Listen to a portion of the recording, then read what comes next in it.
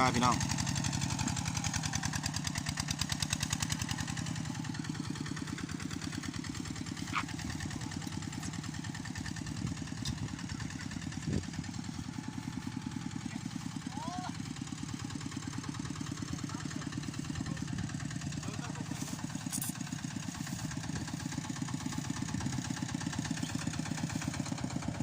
เอาไปยังไงน้องใหญ่เนาะ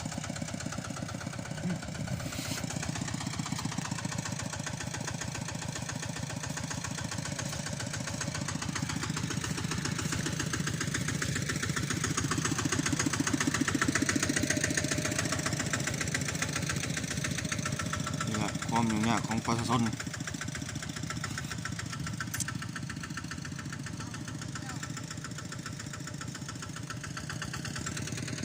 ดูไว้นะครับหนทางนะครับ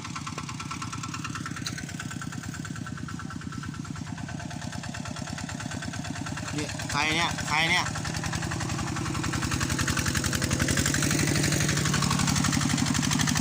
ปล่อยออกมาแล้วจ้า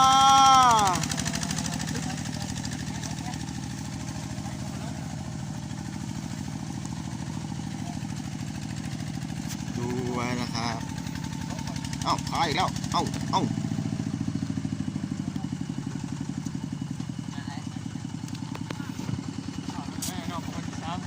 ้องกองพันที่3เอาเ